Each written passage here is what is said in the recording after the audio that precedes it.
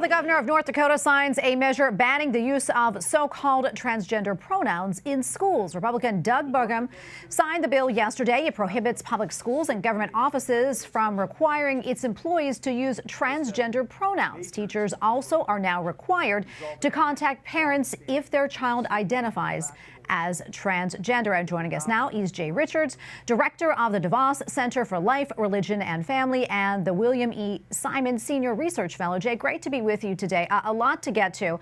But first, I want to get your thoughts on this new North Dakota law. And do you think this is the right move? And do you think other states may follow suit?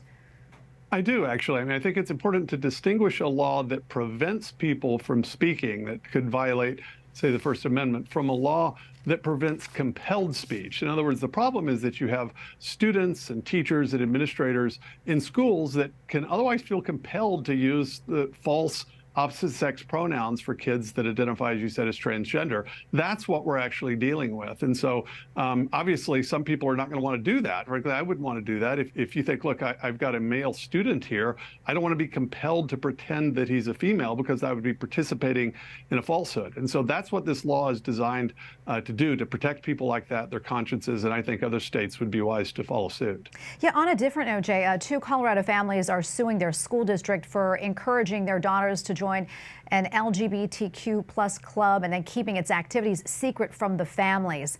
Jay, what do you think is going on here? Why keep all this from the parents? And what do you expect from this case? Well, the reality is that gender ideology has infiltrated our public institutions, especially our schools, and they generally treat parents, unfortunately, gender ideologues, as if they're impediments to child's sort of natural flourishing. And so a parent would maybe want to know if a school is socially transitioning their child. And so schools will very often treat the parents as essentially regressive. This is an actual policy that many schools in many states have.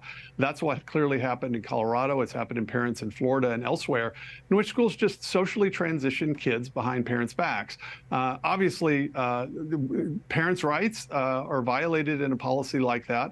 What's important to understand is that the schools are essentially engaging in a kind of psychosocial intervention that sets kids on the path to so-called gender-affirming care that ends with cross-sex hormones and even transition surgery. So it's a very, very serious thing. Colorado, unfortunately, is, I think, not as solid politically on this. Other states that can do it, though, that frankly have red legislators and governors, I think, need to do this. They need to implement parents' rights bills, and they certainly need to pass bills that insist on accountability and transparency, so schools at least aren't doing this behind parents' backs. Yeah, meanwhile, here in the D.C. area, Brookside Gardens, a park in Montgomery County, Maryland, is holding what they call Drag Story Hour for the months of May and June. They say it will be virtual, quote, in the interest of safety. That's because, according to their media relations manager, they received some negative feedback and social media posts not in favor of the event, which includes craft activities and stories read by a drag performer by the name of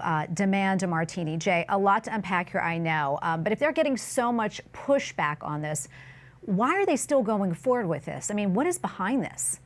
Well, what's behind it is this ideology of gender ideology, which literally denies the reality of biological sex. Gender ideology says what we really are is this internal, subjective, psychological state called the gender identity. And so if a child that has stereotypical male body parts says that he's a female, then he's really a female. And the way to treat him is not to adjust his thinking to reality, but to adjust his body and his social setting to conform to his gender identity. This seems crazy to people when they first hear about it, and so they can't think that's actually what's happening. But this is precisely what's happening. It's the ideology, unfortunately, that has managed to infiltrate many of our public institutions.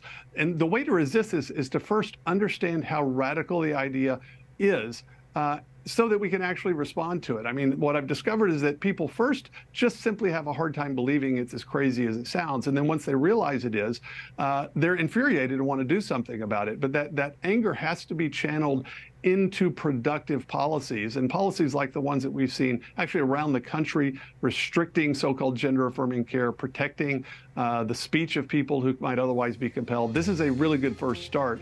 But this is honestly, I think, the major issue, the major cultural battle of our time, and we can't afford to lose it. Yeah, we're going to leave it right there, Jay. So much more we can talk about, unfortunately. Thanks so much always for your insights. Appreciate it. Thanks, Tracy.